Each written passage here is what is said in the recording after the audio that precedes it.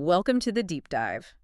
Today we're looking at something maybe a bit unexpected, a quiet superpower. Hmm. It's something that seems to shape not just, how effective you are as a leader, but maybe how fulfilled you are in life generally. That's a great way to put it. It's not about being the loudest, is it? It's about presence. Exactly. Yeah, the source material we're digging into today really focuses on listening, but not just, passively hearing things. Right. It frames listening as a deliberate discipline, something you do. Our mission here really is to map out what the sources call listening to learn. Okay, listening to learn. Let's get right into that because I think, well, most of us get stuck just listening to respond, don't we? Oh, absolutely. That's the default mode for so many. You hear the words, but your brain is already racing, figuring out your comeback, your solution, your next point. And that's precisely what kills actual learning in a conversation. Yeah. The definition we're working with here is that listening to learn is an active choice. A choice between what? Between, say, curiosity and certainty. Between wanting connection versus wanting control. It's about intentionally opening yourself up to, well, to receive, not just waiting for your slot to talk. That framing. Choosing curiosity over certainty. That it feels really key. You almost have to actively switch off that internal editor, the one that wants to manage the whole conversation. You really do. And that inner shift, that's probably the toughest part. You have to move from asking, how can I fix this? Or how can I show them right? To something much more open. Something like, what can this person actually teach me right now? It demands a certain humility then. Absolutely. Yeah. Genuine humility. The ego wants to be fast. It wants to be certain. But the part of you that wants to learn, that demands depth, understanding. So you pause the knee-jerk thing? Yeah, you pause that and you lean in, just trying to discover. Okay, but what are we listening for? If it's more than just the words, like you said, what's the data? Is it tone? Body language? It's all of that, but maybe something more. The sources suggest we need to tune into a wider signal. The real insight is often not in the perfectly crafted sentence. Okay. It's in the feelings behind the words. It's in the pauses, the hesitations. The unspoken stuff. Exactly, the unspoken meaning. A really skilled listener is tracking the energy in the room, not just the logic of the argument. Okay. I have to push back a bit here, though. This sounds, it sounds really time-consuming, especially, say, in a business meeting. If I'm leading a team and we're under pressure trying to give that level of deep emotional listening to everyone, wouldn't that just grind everything to a halt? How do you justify taking that time? That's a fair challenge, a really important one. But the sources, they offer a pretty strong counter-argument. Which is? Basically that anytime you think you're saving by rushing, by making a decision based on incomplete or misunderstood input, that time is almost always lost later. Okay. How so? Through mistakes, rework, maybe conflict that stems from people not feeling heard. Leaders who actually practice this listening to learn tend to cut down on that rework. They build psychological safety. Right, so people feel okay speaking out. Exactly. And crucially, the different ideas, the maybe riskier ones, the ones that could be breakthroughs, they actually get voiced. They surface. So it's not just a nice-to-have soft skill. It's actually strategic, like a way to avoid future problems. Precisely. You slow down the input stage, maybe, but you often accelerate the actual outcome because you've built real understanding and trust along the way. And that trust piece feels fundamental. It is. In life, people want to feel like their story, their experience, it matters. In business, people want their contribution to be genuinely considered. Yeah. When you show up with that kind of presence, using every interaction as a chance to learn something new, that's where the empathy comes from. And you need that for real collaboration. That's where wisdom comes in, maybe. Okay, let's make this really concrete. The sources give us a case study, right? A dialogue that shows this in action during a tense situation. Yes, a really powerful one. It's between two people. Let's call them Ben and Sam. And they're wrestling with that classic, often agonizing choice. Stability versus possibility. Oh, yeah. I think a lot of us know that one. Very relatable. So Ben starts off, and he's feeling really stuck. He's trying to figure out, what's the lesson here for me? He's torn between his current situation, which is safe, predictable. Comfortable, but maybe dull. Yeah, quiet comfort. And then there's this pull towards a passion, something that feels alive, energetic, but also terrifyingly uncertain. And he's paralyzed by the fear, doesn't know which voice inside to listen to. Exactly. Now, Sam, who's playing the role of the expert listener here, Mhm. her first move is crucial. She doesn't jump in with advice. What does she do? She just uses her presence. Yeah. She reflects back what she's hearing. Something simple like, wow, it sounds like you're holding some really heavy tension right now. This pull between stability and possibility. Okay, just mirroring it back, the reflection technique. Right. And that simple act, it validates Ben's struggle without judging it. It creates space. Then she asks her first real exploratory question. And this one's designed to get past the thinking brain. Yeah, she wants the felt sense. She asks something like, can you just walk me through what safe feels like inside you? And then what does passion feel like physically? Ah, the internal landscape probe, focusing on the physical sensation. Exactly. And Ben shares that safe feels, comfortable, quiet, like a low hum inside. But passion, that feels like energy, aliveness, but it's loud. Loud, interesting. Yeah, and that loudness feels scary to him because it's unfamiliar. So now Sam isn't just dealing with abstract concepts like job or risk. She's got data on his actual emotional reality. That really does change the game. She's mapping his internal world. Okay, so what's the next step? Does she address the fear? She does, directly. But again, not to shut it down, she wants to understand its story. Yeah. So she asks him to basically voice the fear. What's the worst case story your mind tells you?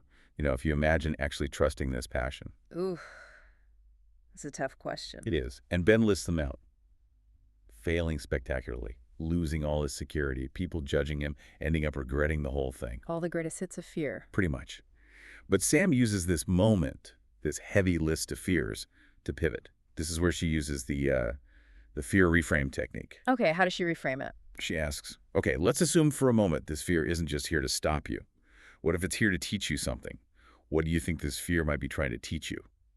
Wow. Okay, that shifts everything. That turns the fear from an obstacle into, like, part of the lesson itself. Exactly. It gives the fear a kind of positive intention, even though it feels negative. It forces Ben to look through the fear, not just at it. Yeah. And what happens? Does Ben have an answer? He does. It takes him a moment. He pauses, really thinks, and then he starts to recognize that maybe the fear is teaching him, well, humility, or maybe the need to trust himself more, trust his gut. And maybe that failure, maybe it isn't the end of the world. Maybe it's just, like he says, part of the curriculum. He realizes the fear isn't really about the specific job choice. It's more about his own capacity to navigate change and uncertainty. That's a huge realization, not about the external choice, but the internal capacity. It really is. And Sam helps him capture that. She synthesizes it, suggesting that maybe the real lesson right now isn't about choosing option A or option B. Safety or risk? Right. Maybe the lesson is about cultivating trust in his own process of figuring things out. It shifts the goal from finding the right answer to just learning how to navigate the journey. Learning how to trust the evolution. Exactly. And that insight then leads them naturally to a practical next step, not some huge leap either. No big resignation. No. Instead, Ben decides on something manageable. He'll dedicate just 1 hour each day to exploring this passion project. No pressure for it to make money, just exploration, learning. Okay. And he commits to staying present with whatever comes up during that hour, the doubts, the excitement, the feedback. That 1 hour, that's the embodiment of cultivating trust, isn't it? It's a small experiment in listening to himself, not a massive bet that requires certainty he doesn't have yet. Perfectly put. That whole dialogue, Yeah. it's just a fantastic illustration of how this listening to learn approach works, especially when things feel tense or stuck, both with others and maybe within ourselves too. Yeah, absolutely. So let's pull out the core principles from that dialogue. If we boil down Sam's approach, what are the key takeaways for someone listening right now who wants to apply this? Okay, yeah, we can synthesize it into maybe 4 core elements, 4 practices you can try in your very next difficult conversation. Right. Element 1, what's the first thing Sam did? Well, right at the start, with that reflection, she demonstrated listening with curiosity, not judgment. Okay. What does that mean in practice? It means consciously resisting that urge to jump in with your opinion, your solution, your you should statement. Right. Holding back. Yeah. If Sam had immediately said, oh, you should totally quit your job, or, don't be crazy, stick with the safe route, she would have just shut down Ben's exploration. Curiosity means wanting to understand the whole picture first, the nuances. Got it. Okay. Second element. That would be asking open, exploratory questions. We saw Sam use the internal landscape probe. What does it feel like? Yeah. And the fear reframe. What is fear teaching you? And the key there is open and exploratory, not leading questions. Exactly. You want to avoid questions that kind of box the person in, like, aren't you just afraid of failing? Which is a yes-no. Or leading ones like, don't you think happiness is more important? Instead, questions like, what's important to you about stability? Or what might this uncertainty make possible? Those require genuine reflection. They help the person access their own inner knowing. Right, finding the answer within them. Okay, third element from the dialogue. They clearly valued process over outcome. The aim wasn't to force Ben into a decision by the end of their chat. Yeah, they didn't solve his problem in 20 minutes. No, and that's okay. The goal was to help him learn from the tension he was feeling and to identify a small, sustainable step forward that supported that learning. There's always that pressure, isn't there? Especially at work, to just get it done, close the loop. Huge pressure. But real listening understands that forcing a resolution too soon often just papers over the cracks, that small, one-hour-a-day experiment. It was valuable because it was about learning, not about demanding an immediate final answer. Okay, makes sense. And the fourth element? I'd say it's about partnering rather than directing. Sam never positioned herself as the expert who had all the answers for Ben. She wasn't the guru. No. She acted as a partner, she offered reflections, she offered her presence, and she asked questions that helped Ben uncover the wisdom he already had inside him. And that feels crucial for leadership, doesn't it? Directing might get compliance, but partnering builds someone's actual capability. Absolutely. By using these techniques, Sam helped Ben build trust in his own ability to navigate his life. That's a skill he takes with him long after that single conversation is over. So bringing it all together, making that choice, the conscious choice to listen to learn, that really is the superpower we talked about at the start. It seems to be. It makes you a more effective leader, sure, but also probably a better partner, friend, Yeah. and maybe better at navigating your own internal landscape too. Which loops us back perfectly. If the deepest learning comes from exploring these internal tensions, we need to apply this practice inward, right? Yes. Let's turn this lens on ourselves right now for everyone listening. Okay. So we'd encourage you listening. Think about a tension you're carrying right now. Your own version of Ben's stability versus possibility, maybe certainty versus change, or head versus heart. Some conflict you feel stuck in. Yeah. And instead of trying to force an answer or just ignore it, try applying Sam's method to yourself. Ask yourself that reframe question. Okay, if this discomfort, this fear, this tension, if it's here to teach me something, what might that lesson be? And then maybe ask, what's one small thing I could do? Not to solve it, but just to learn more about this tension. What's a tiny experiment I could run? Just focus on the learning, the exploration, not the final destination. That willingness to just listen to your own internal world with real curiosity. Even the messy parts. Especially the messy parts. That feels like where the real growth starts. I think so. That's the practice. A powerful place to leave it for this deep dive. We'll see you next time.